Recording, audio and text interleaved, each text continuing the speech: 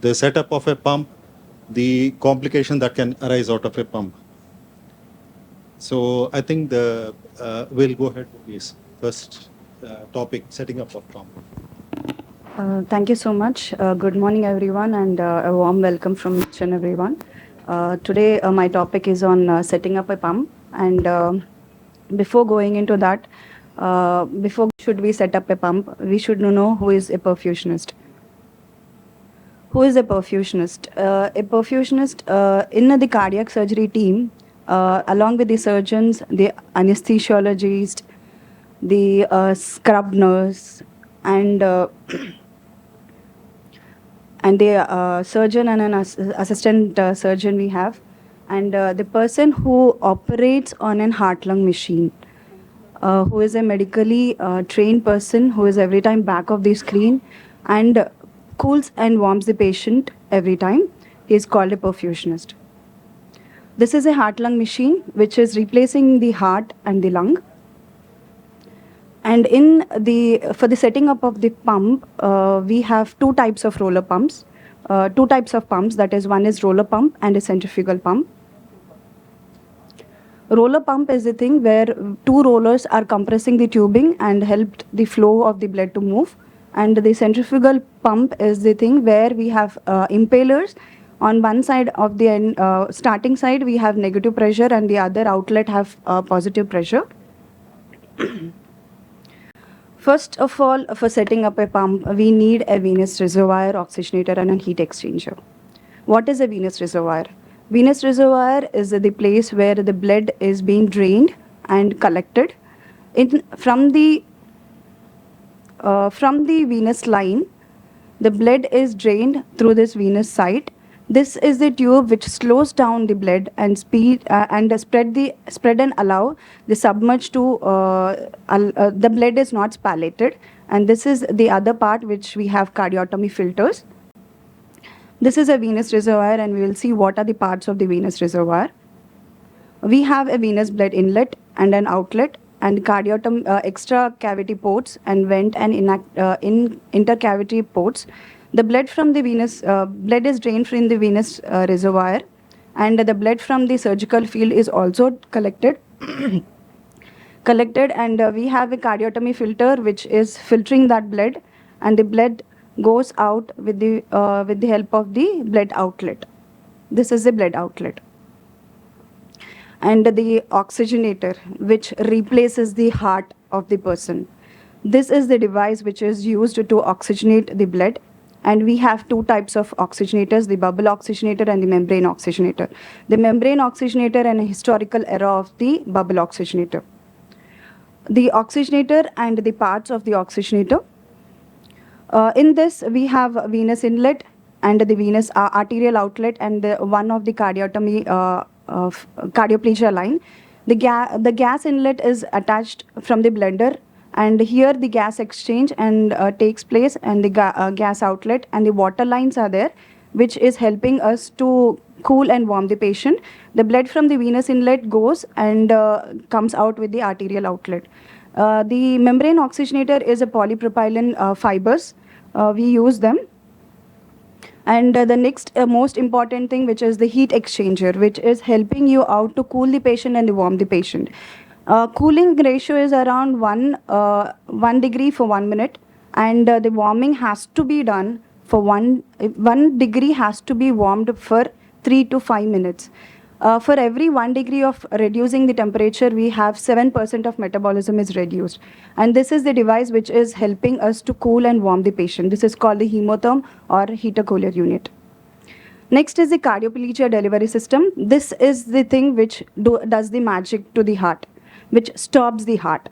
In our institute, we use the Delnido cardioplegia solution, which is given in the form of 1:4 ratio. 1 part of blood and 4 parts of cardioplegia is given. This is the Delnido solution, and from the oxygenator, we take a line of the oxygenated blood, which is 1 part of blood, and the Delnido solution is also attached with this tube inside this tubing, and they travel. They are pumped along with the blood and the cardioplegia, and it is traveled to the BCD, where we can cool the cardioplegia to 4 to 8 degrees.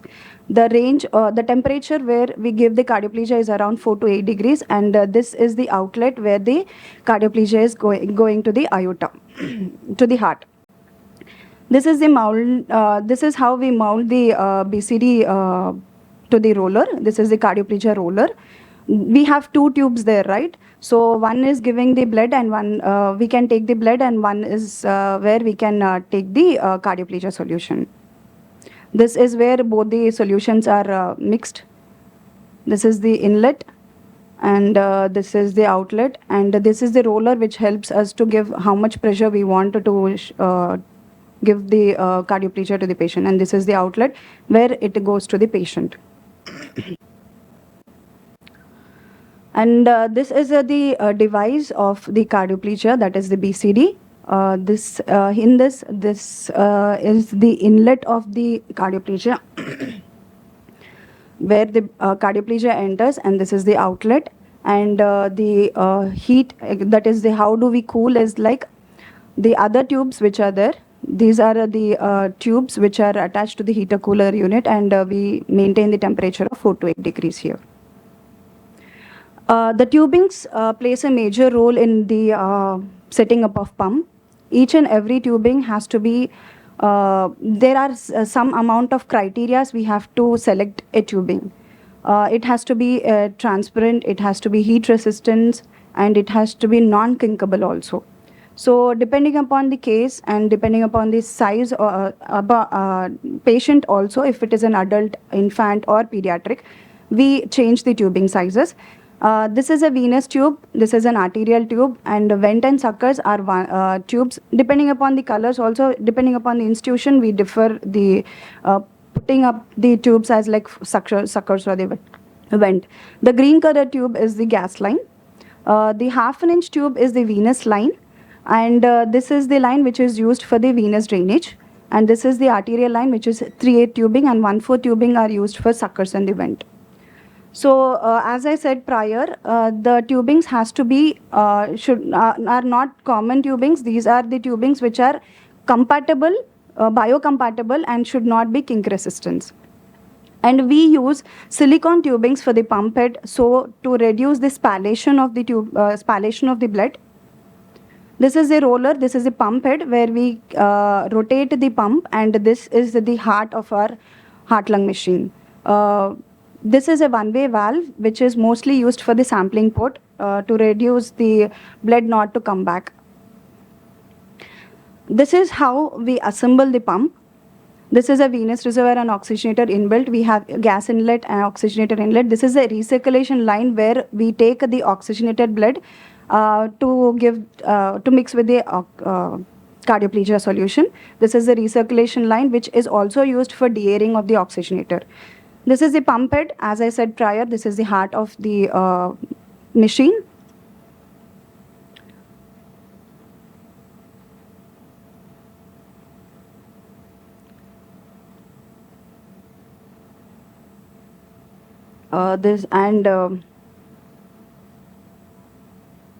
This is the venous outlet where the blood is going from the outlet, and through the pump head it enters into the oxygenator inlet where the oxygenation is taking place. The blood from the venous line is going through the venous inlet, which is going into the venous reservoir. This is how we set the pump actually. Assembling, this is called the assembling.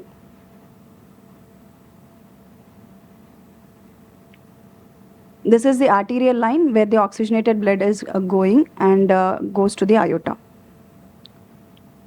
That is the gas inlet where we connect the gas line from the blender to the oxygenator to help our oxygenation.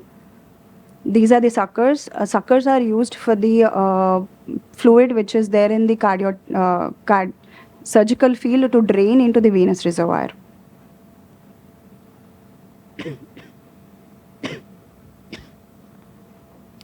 And this is how we mold our suckers into the roller.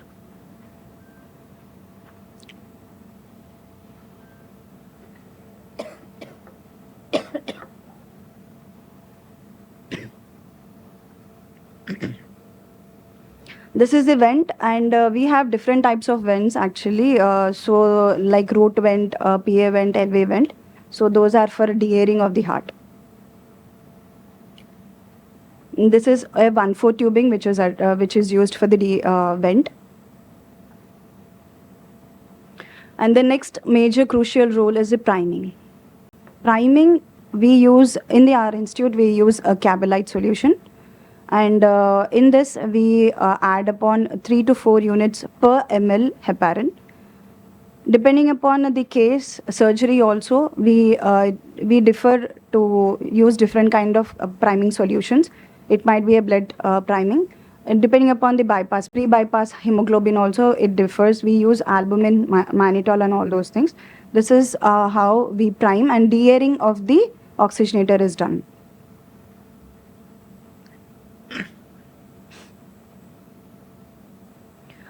Occlusion setting is the crucial role when we try to assemble the pump. The occlusion, if it is over tight, it is lyses the blood. If it is too low, then we won't get adequate flow. The occlusion have to be set for 1 minute. It has to be dropped to 1 centimeter. I have put it a little bit faster to make it be shown. And the major thing for us is the venous cannula. We have different types of cannulas, 2-stage cannula or dual stage cannula, and the single stage cannulas. These are the single stage cannulas, and these are dual stage cannulas. Dual stage, in this port is into the RA, and this will goes into the IVC. These are the single stage cannulas where we can cannulate to SVC and IVC separately. The aortic cannulas are the cannulas which are cannulated at the aortic arching aorta, and some of the femoral cannulas are also there. These are the venous elongated femoral cannulas and the femoral aortic cannulas. The cardioplegia cannula is one port is for cardioplegia and the other is for root venting. This is a vent cannula which is used for the de-airing. This is how we take precautions. We should have an idea how should we take the steps. What are the steps when we are going to set when the setting up of pump is done? What are the steps have to be done when the cannulation is been there? The surgeons does the cannulation. This is the aortic cannula.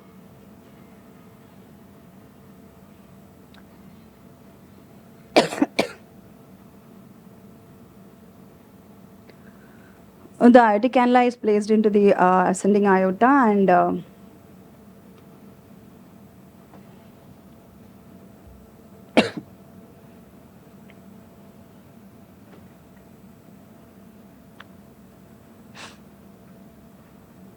the major important thing for us is as a perfusionist, we have to be cautious that the air lock which is there has to be filled by the surgeons. This is how we connect the arterial cannula to the arterial line. And they eject for the air if any air or bubbles are there. And how does the venous cannulation is done? This is a dual stage cannula which is being into the RA and the IVC.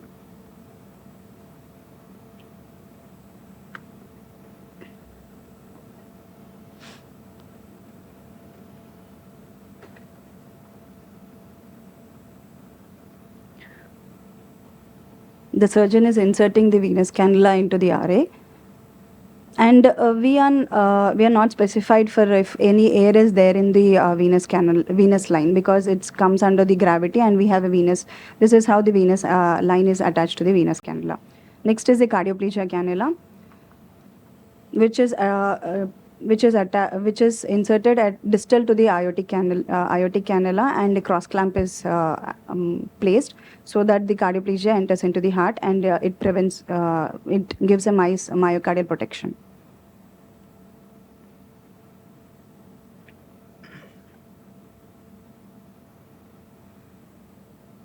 This is what is the cardioplegia cannula. Cardioplegia line is attached to the patient, and this is the root vent.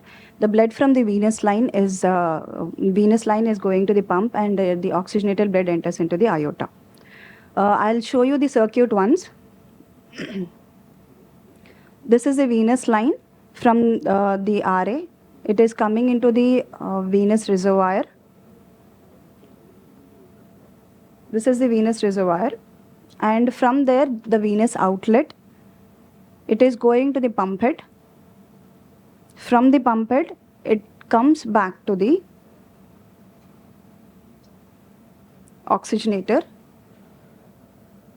This is an oxygenator inlet where the oxygenation is taking place.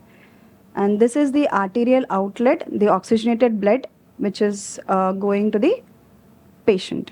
This is one circuit. Venous line, venous reservoir, pump head, oxygenator, and then to the aorta. This is the whole circuit. And this is the recirculation line, which is helping us to DA the oxygenator, and also the blood, which is required for the cardioplegia, we take from this recirculation line. This is the recirculation line, which where the blood is coming, and we attach this to the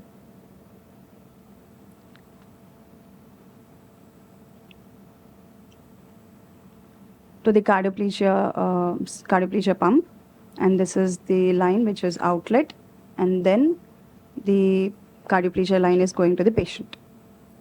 So now this is how we set up the pump, and we are ready to go on bypass. Thank you.